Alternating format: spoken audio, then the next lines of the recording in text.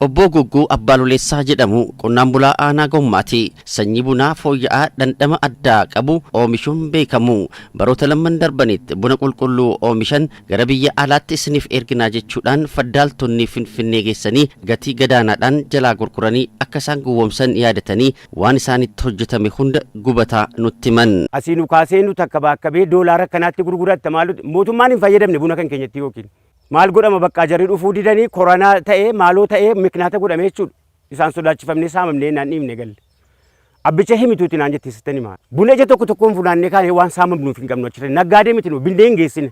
Boran argadhaan qabu. Faddaaltota daldala oomisha qonnaa gidduu galuun faayidaa hin malle argachuuf rakkoo qonnaan bulaa irraan gahaa jiran mootummaan tarkaanfii irratti fudhachuu qabaa kan jedhan qonnaan bulaan kun rakkoo kana hiikuudhaaf hammasitti gabaan manatti nuu dhufuu qabaas jedhaniiti jiru. Gabaan manatti nuu dhufuu qaba kan bunaas kan abukaadoos kan muuziis yoo ta'e kan qaamni mootummaan kanatti isinii wayya jennaan hojjenne harii mootummaan kanaan nuu fudhachuu qaba gaaraantiisa. Ilaallee waan hojjenneef. Gabaadha kan qonnaan bulaan barbaadaa jiru jechuudha. Dallaalli akkuma durii akka hin saamneef gatiin bunaa dabaluun waan tokko ta'e garuu immoo amma barbaadamu sanatti gurgurachuu danda'u irra jiraata jechuudha. Daayireekt konsiiyumariinii fi piroodiwusariin kun wal qunnamuu danda'u irra jiraata. Qonnaan bulaan keenyaaf gabaan namni kallattiidhaan fayyadamu wal qunnamuu irra jiraata. Kanaafis hojii jalqabni jira jechuudha. Qaamolee kallattiidhaan qonnaan bulaa irraa dhufanii maasaa irratti ilaalanii bitan biyya alaarraas dhufanii kan bitan maasaa qonnaan bulaa keessa ooluu jammareera faranjiin jechuudha. Qe'ee qonnaan bulaa qe'ee kan gugguu kana dabalatee keessa deemee faranjiin ilaalee buna kana qammasee kan isaaf ta'u addaan baasee fudhachuu jalqabeera. Isa kana bal'inaan maasaa qonnaan bulaa hundayyuu dhufee gabaan buna bareedaadha kan oomishamaa jiru qulqullina kan karaa qabuun oomishamaa jira.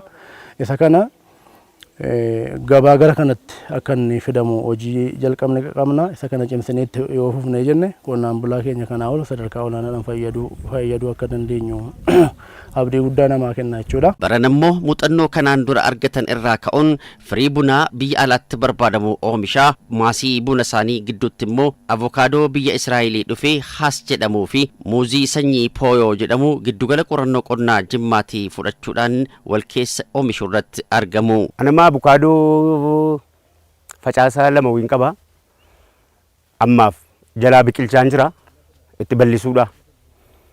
Buna immoo facaasaa hektaara 15 wayii qaba qulqulluu buna. Sanyiin avokaadoo haas jedhamu kun ijji isaa xixinnaatee foonsaatu baay'ata. Zayitiin nyaataa fi rifeensaaf oolutu irraa bahaa waan ta'eef aanaa Gommaa keessatti lafa hektaara 1145 irratti babal'ifameeti jira. Avokaadoon lafa hektaara 25 irra jiru immoo oomisha kennuu eegaleeti jira. Egaan avokaadoo kana waggoottan kanaan dura haaluma barameen iskaatarti gara ta'een avokaadoon dhaabatee walii gala isaa oomisha kennuu jalqabe naannoo hektaara 1145 isaa oliiti.